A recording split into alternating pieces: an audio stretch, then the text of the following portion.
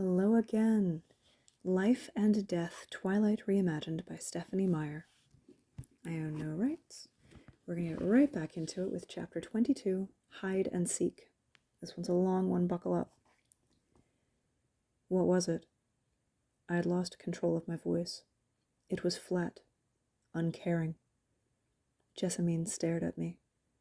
I kept my expression vacant and waited. Her eyes flickered between Archie's face and mine, feeling the chaos. I knew what Archie had seen. A peaceful atmosphere settled around me. I didn't fight it. I used it to keep my emotions under control. Archie recovered too. His face snapped back to its normal expression.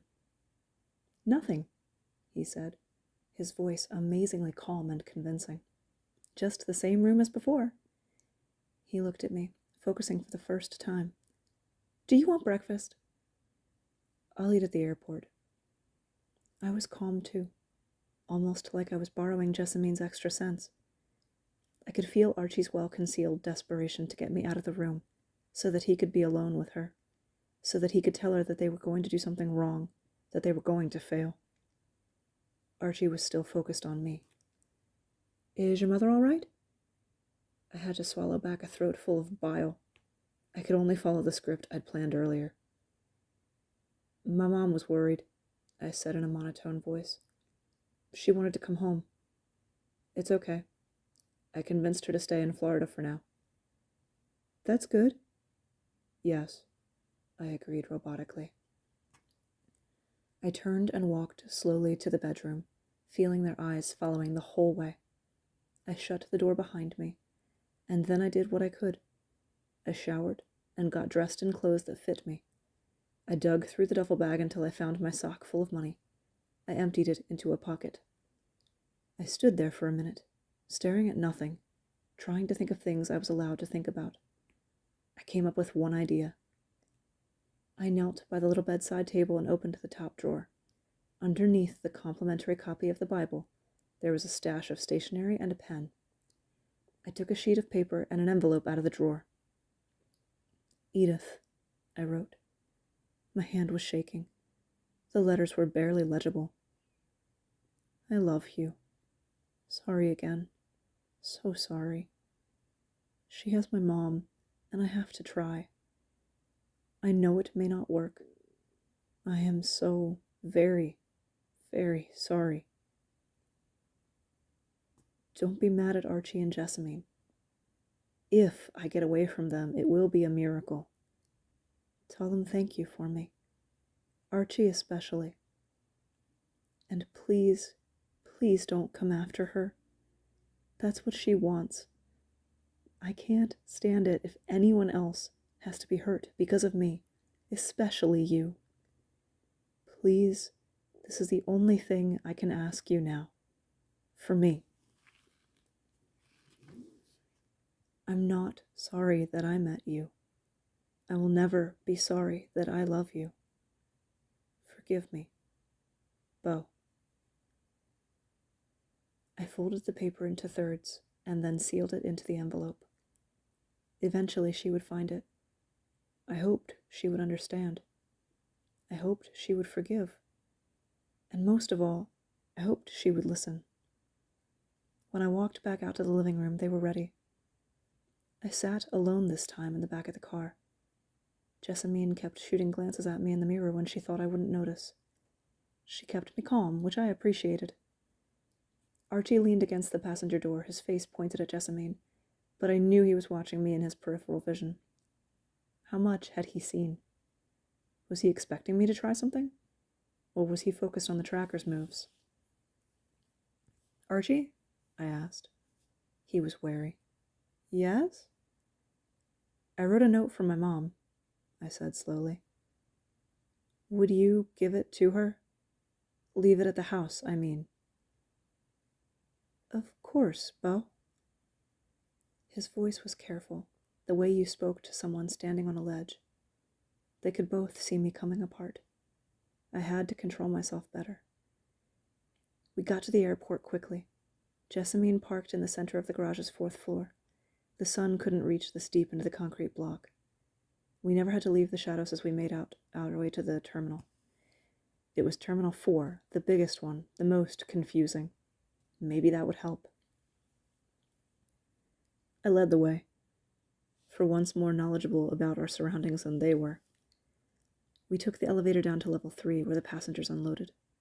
Archie and Jessamine spent a while looking at the departing flight's board. I could hear them discussing the pros and cons of New York, Atlanta, Chicago, places I'd never been, places where I would never go now. I tried not to think about my escape. We sat in a long row of chairs by the metal detectors, and my knee kept bouncing. Jessamine and Archie pretended to people watch, but they were really just watching me. Every inch I shifted in my seat was followed by a quick glance out the corner of their eyes. This was hopeless. Should I run? Would they dare to stop me physically with all these people around, or would they just follow? Whatever I did, I was going to have to time it right. If I waited till Edith and Corinne were close, Archie would have to wait for them, right? But I couldn't let it get too close. I was pretty sure Edith wouldn't care about the human witnesses when she started tracking me. Part of me was able to make these calculated judgments. The other part was so aware that Edith was almost here, like every cell in my body was pulling toward her. That made it harder. I found myself trying to think of excuses to stay, to see her first, and then make my escape. But that was impossible if I was going to have any chance at all to run. Several times Archie offered to go get breakfast with me. Later, I told him. Not yet. I stared at the arrival board, watching as flight after flight arrived on time. The flight from Seattle crept closer to the top of the board. And then, when I had only 35 minutes to make my escape, the numbers changed. Her plane was 10 minutes early. I had no more time. I pulled the unmarked envelope out of my pocket and handed it to Archie. "You'll get this to her?" He nodded, taking the letter and slipping it into his backpack. "I think I'll eat now," I said. Archie stood. "I'll come with you." "Do you mind if Jessamine comes instead?" I asked. "I'm feeling a little—" I didn't finish the sentence. My eyes were wild enough to convey the point. Jessamine stood up. Archie looked confused, but, I saw with huge relief, not suspicious. He must be attributing the change in his vision to some maneuver of the trackers, rather than a betrayal by me. He wasn't watching me. He was watching Joss. Jessamine walked silently beside me, her hand on the small of my back, as if she were guiding me. I pretended a lack of interest in the first few airport cafes, my head scanning for something, anything. There had to be a window, an opportunity I could use. I saw a sign and had an idea, inspiration in desperation. There was one place Jessamine wouldn't follow me. I had to move quickly before Archie saw something. "Do you mind?" I asked Jessamine, nodding to the door. "I'll be right back." "I'll be here," she promised. As soon as I was around the corner of the doorless entry, out of sight, I was running. It was an even better solution than I'd first thought. I remembered this room. My stride lengthened. The one place Jessamine wouldn't follow me, the men's room. They mostly had 2 entrances, but usually they were close to each other. My first plan, to slide out behind someone else, would never have worked. But this room, I'd been here before, gotten lost here once, because the other exit was straight through, coming out in a totally different hallway. I couldn't have planned it better. I was already in the hall now, sprinting to the elevators. If Jessamine stayed where she said she would, I'd never be in her line of sight. I didn't look behind me as I ran. This was my only chance, and even if she was after me, I had to keep going. People stared, but they didn't look too shocked. There were lots of reasons to run in an airport. I dashed up to the elevators, throwing my hand between the closing doors of a full car headed down. I squeezed in beside the irritated passengers and checked to make sure that the button for level 1 had been pushed. It was already lit, and the doors closed. As soon as the doors opened, I was off again to the sound of annoyed murmurs behind me. I slowed myself as I passed the security guards by the luggage carousels, only to break into a stumbling run again as the exit doors came into view. I had no way of knowing if Jessamine was looking for me yet. I would have only seconds if she was following my scent. I threw myself at the automatic doors, nearly smacking into the glass when they opened too slowly. Along the crowded curb, there wasn't a cab in sight. I had no time. Archie and Jessamine were either about to realize I was gone or they already had.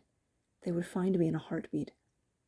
A boxy white shuttle was just closing its doors a few feet behind me. "Wait!" I yelled. running, waving at the driver. "This is the shuttle to the Hyatt," the driver said in confusion as he opened the doors. "Yeah," I huffed. "That's where I'm going." I jumped up the steps. He raised an eyebrow at my lack of luggage, but then shrugged, not caring enough to ask. Most of the seats were empty. I sat as far from the other travelers as possible and watched out the window as first the sidewalk and then the airport got smaller and smaller behind me. I couldn't stop imagining Edith, where she would stand at the edge of the road when she found the scent of my trail. "Don't lose it yet," I told myself. "You still have a long way to go." My luck held. In front of the Hyatt, a tired-looking couple was getting their last suitcase out of the trunk of a cab. I jumped out of the shuttle and ran to the cab, sliding into the seat behind the driver. The tired couple and the shuttle driver stared at me. I told the surprised cabbie my address. "I need to get there as soon as possible." "That's in Scottsdale," she complained. I threw 420s over the seat. "Will that be enough?" "Sure, kid, no problem."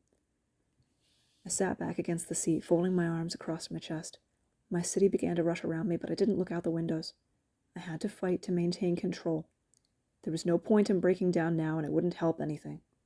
Against the odds, I'd escaped.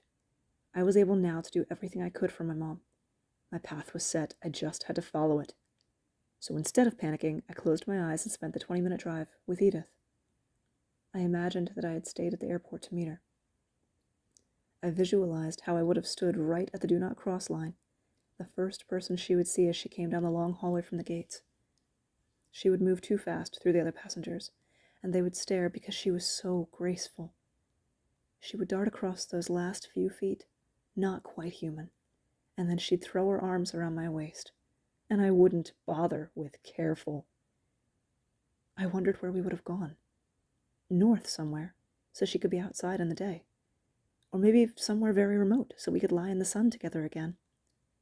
I imagined her by the shore, her skin sparkling like the sea. It wouldn't matter how long we had to hide. To be trapped in a hotel room with her would be like heaven. So many things I still wanted to know about her. I could listen to her talk forever, never sleeping, never leaving her side. I could see her face so clearly now, almost hear her voice. And despite everything, for a second I was actually happy. I was so involved in my escapist daydream, I lost all track of the racing seconds. "Hey, what was the number?" The cabbie's question punctured my fantasy. The fear I had controlled for a few minutes took control again. 5821. My voice sounded strangled. The cabbie looked at me like she was nervous that I was having an episode or something. "Here we are, then." She was anxious for me to get out of her car, probably hoping that I wouldn't ask for my change.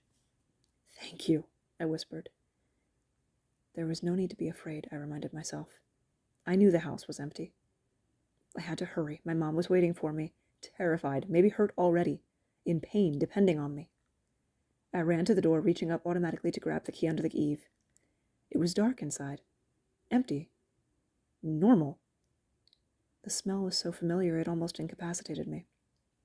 It felt like my mother must be close, just in the other room, but I knew that wasn't true. I ran to the phone, turning on the kitchen light on my way. There, on the whiteboard, was a 10-digit number written in a small, neat hand. My fingers stumbled over the keypad, making mistakes. I had to hang up and start again. I concentrated on just the buttons this time, carefully pressing each one in turn. I was successful. I held the phone to my ear with a shaking hand. It rang only once. "Hello, Beau," that easy voice answered. That was very quick. I'm impressed. "Is my mom okay?" "She's perfectly fine. Don't worry, Beau. I have no quarrel with her." "Unless you didn't come alone, of course." Light, amused. I'm alone. I had never been more alone in my entire life. "Very good. Now, do you know the ballet studio just around the corner from your home?" "Yeah. I know how to get there." "Well then, I'll see you very soon." I hung up. I ran from the room, through the door, out into the morning heat. From the corner of my eye, I could almost see my mother standing in the shade of the big eucalyptus tree where I'd played as a kid. or kneeling by the little plot of dirt around the mailbox, the cemetery of all the flowers she had tried to grow. The memories were better than any reality I would see today, but I raced away from them. I felt so slow, like I was running through wet sand. I couldn't seem to get enough purchase from the concrete. I tripped over my feet several times, once falling, catching myself with my hands, scraping them on the sidewalk, and then lurching up to plunge forward again.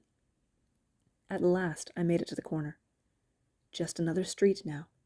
I ran, sweat pouring down my face, gasping. The sun was hot on my skin, too bright as it bounced off the white concrete and blinded me. When I rounded the last corner onto Cactus, I could see the studio looking just as I remembered it. The parking lot in front was empty, the vertical blinds and all the windows drawn. I couldn't run anymore. I couldn't breathe. Fear had gotten the better of me. I thought of my mother to keep my feet moving, one in front of the other. As I got closer, I could see the sign taped inside the door. It was handwritten on bright pink paper. It said that the dance studio was closed for spring break. I touched the handle, tugged on it cautiously. It was unlocked. I fought to catch my breath and opened the door. The lobby was dark and empty, cool, the air conditioner thrumming. The plastic molded chairs were stacked along the walls, and the carpet was damp. The west dance floor was dark. I could see through the open viewing window. The east dance floor, the bigger room, the one from Archie's vision, was lit, but the blinds were closed on the window. Terror seized me so strongly that I was literally trapped by it. I couldn't make my feet move forward. And then my mom's voice called for me. "Bo! Bo!" That same tone of hysterical panic. I sprinted to the door, to the sound of her voice. "Bo, you scared me! Don't you ever do that again!" Her voice continued as I ran into the long, high-ceilinged room. I stared around me, trying to find where her voice was coming from. I heard her laugh, and I spun toward the sound. There she was, on the TV screen, mussing my hair in relief. It was Thanksgiving and I was 12. We'd gone to see my grandmother in California, the last year before she died. We went to the beach one day and I'd leaned too far over the edge of the pier. My mom had seen my feet flailing, trying to reclaim my balance. "Bo! Bo!" she'd cried out in panic. And then the TV screen was blue. I turned slowly. The tracker was standing very still by the back exit, so still I hadn't noticed her at first. In her hand was a remote control. We stared at each other for a long moment, and then she smiled. She walked toward me, got just a few feet away, and then past me to put the remote down next to the VCR. I pivoted carefully to watch her. "Sorry about that, Bo. But isn't it better that your mother didn't really have to be involved in all this?" Her voice was kind, and suddenly it hit me. My mom was safe. She was still in Florida. She had never gotten my message. She had never been terrified by the dark red eyes staring at me now. She wasn't in pain. She was safe. "Yes," I answered, my voice breaking with relief. "You don't sound angry that I tricked you." "I'm not." My sudden high made me brave. What did it matter now? It would be over soon. Charlie and Mom would never be hurt. Would never have to be afraid. I felt almost dizzy from the relief. Some analytical part of my mind warned me that I was close to snapping from the stress, but then losing my mind sounded like a decent option right now. "How odd. You really mean it." Her dark eyes looked me up and down. The irises were nearly black, just a hint of ruby around the edges. Thirsty. "I will give your strange coven this much. You humans can be quite interesting.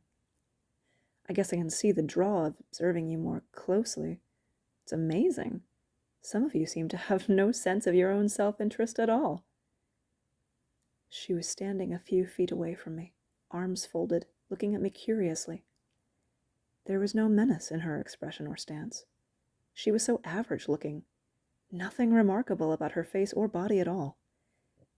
Just the white skin, the circled eyes I was used to. She wore a pale blue, long-sleeved shirt and faded blue jeans. "I suppose you're going to tell me that your friends will avenge you?" she asked. Hopefully, I thought. "I asked them not to." "And what did your lover think of that?" "I don't know." It was weird how easy it was to talk to her. "I left her a letter." "How romantic. A last letter. And do you think she will honor it?" Her voice was just a little harder now, a hint of sarcasm marring her polite tone. "I hope so." Well, our hopes differ then. You see, this was all just a little too easy. Too quick. To be quite honest, I'm disappointed. I expected a much greater challenge. And, after all, I only needed a little luck. I waited silently.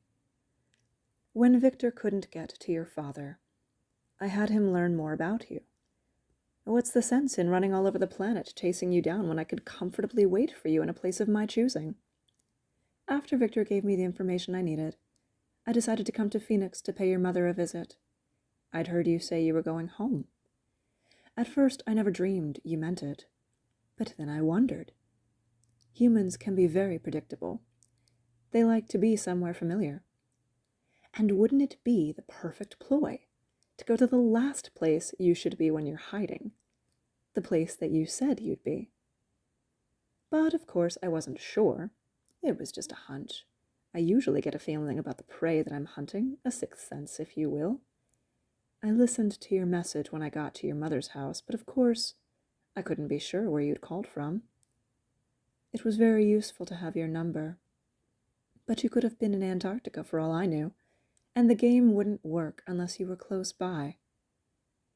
Then your friends got on a plane to Phoenix. Victor was monitoring them for me, naturally. In a game with this many players, I couldn't be working alone. And so they told me what I'd hoped, what I'd sensed, that you were here after all. I was prepared. I'd already been through your charming home movies, and then it was simply a matter of the bluff. Very easy, you know, not really up to my standards. So you see, I'm hoping that you're wrong about the girl. Edith, isn't it? I didn't answer. My bravado was wearing off. I could tell she was coming to the end of her monologuing, which I didn't get the point of anyway. Why explain to me? Where was the glory in beating some weak human? I didn't feel the need to rub it into every cheeseburger I conquered. Would you mind very much if I left a little letter of my own for Edith? She took a step back and touched a palm-sized digital video camera, balanced carefully on top of the stereo. A small red light indicated that it was already running. She adjusted it a few times, widened the frame. I don't think she'll be able to resist hunting me after she watches this. So this explained the gloating. It wasn't for me. I stared into the camera lens. My mother was safe, but Edith wasn't. I tried to think of anything I could do to stop this from happening, to keep that video out of her hands, but I knew I wasn't fast enough to get to the camera before the tracker could stop me. I could be wrong about her level of interest, Joss went on. Obviously, you're not important enough for her to decide to keep you. So, I'll have to make this really offensive, won't I? She smiled at me, then turned to smile at the camera. She stepped toward me, still smiling. Before we begin? I'd known I was going to die. I'd thought I was prepared for that. I hadn't considered any other version but this. She would kill me, drink my blood, and that would be the end. There was a different version after all. I felt numb, frozen. I'm going to tell you a story, Beau. Once, a long time ago, my prey escaped me. Shocking, I know. It only happened the one time, so you can imagine how it's haunted me. It was a similar situation in many ways. There was a delicious human boy. He smelled even better than you do. No offense. But only one vampire protected him. It should have been a very easy meal. However, I underestimated the boy's protector. When she knew I was after her little friend, she stole him from the asylum where she worked. Can you imagine the degradation? Actually working a human job for your food? She shook her head in disbelief. As I was saying, she took him from the asylum, and once she freed him, she made him safe. He was important enough to her, but then he was special. 100 years earlier, he would have been burned at the stake for his visions. In the 1920s, it was the asylum and the shock treatments. Poor boy. He didn't even seem to notice the pain of his transformation. When he opened his eyes, it was like he had never seen the sun before. The old vampire made him a strong new vampire, and there was no reason for me to touch him then. No blood to enjoy. She sighed. I destroyed the old one in vengeance. Archie, I breathed. Yes, your friend. I was so surprised to see him in the clearing. This is why I've told you my story, to bring them comfort. I get you, but they get him. My one lost quarry. Quite an honor, actually. I still regret that I never got to taste. She took another step toward me. Now she was just inches away. She leaned her face in closer to me, stretching up on her toes so that her nose could skim up the side of my throat. The touch of her cold skin made me want to recoil, but I couldn't move. I suppose you'll do, she said. But not quite yet. We'll have some fun first, and then I'll call your friends and tell them where to find you, and my little message. I was still numb. The only thing I was starting to be able to feel was my stomach, rolling with nausea. I stared into the camera, and it was like Edith was already watching. The tracker stepped back and began to circle me casually, like she was trying to get a better view of a statue in a museum. Her face was still friendly as she decided where to start, and then her smile got wider and wider and wider till her mouth was just a gash full of teeth. She slumped forward into a crouch. I didn't see what part of her hit me. It was too fast. She just blurred. There was a loud snap, and my right arm was suddenly hanging like it wasn't connected to my elbow anymore. The very last thing was the pain. It lanced up my arm a long second later. The hunter was watching again now, but her face hadn't gone back to normal. It was still mostly teeth. She waited for the pain to hit me, watched as I gasped and curled in around my broken arm. Before I could even feel all of the first pain, while it was still building, she blurred again, and with more snapping pops, something knocked me back against the wall. The bar buckled behind my back and the mirror splintered. A strange animal-like whine escaped from my teeth. I tried to suck in another breath, and it was like a dozen knives were stabbing my lungs. That's a nice effect, don't you think? She asked, her face friendly again. She touched one of the spiderweb lines running away from where it hit the wall. As soon as I saw this place, I knew it was the right set for my little film. Visually dynamic. And so many angles. I wouldn't want Edith to miss even one little thing. I didn't see her move, but there was another tiny crunch, and a dull throbbing started inside my left index finger. Still on his feet, she said, and then she laughed. The next crack was much louder, like a muffled detonation. The room seemed to fly up past me like I was dropping through a hole. The agony hit the same time I hit the floor. I choked on the scream that was trying to rip out of my throat, fighting through the bile that flooded my esophagus. There wasn't enough air. I couldn't fill my lungs. A strange smothered groan seemed to come from deep inside my torso. My body automatically coughed out the vomit so I could breathe, even though breathing felt like it was tearing my insides apart. The pain from my broken arm was throbbing in the background now. My leg was center stage. That pain was still peaking. I was splayed awkwardly on the floor in a pool of my own vomit, but I couldn't move anything. She was down on her knees by my head now, and the red light was flashing in her hand. Time for your close-up, Beau. I coughed more acid from my throat, wheezing. Now, what I'd like here is a retraction. Can you do that for me? You do me a favor, I speed this up a little. Does that sound fair? My eyes couldn't focus on her face. The red flashing light seemed hazy. Just tell Edith how much this all hurts, she coaxed. Tell her that you want vengeance. You deserve it. She brought you into this. In a very real sense, She's the one who's hurting you here. Try to sell it. My eyes closed. She lifted my head with surprising gentleness, though the movement sent ricochets of torture through my arms and ribs. Beau, she said softly like I was sleeping, and she was trying to wake me.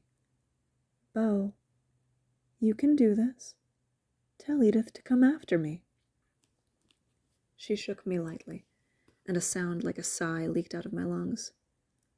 Beau, dear, you have so many bones left, and the big ones can be broken in so many places. Do what I want, please. I looked at her out-of-focus face.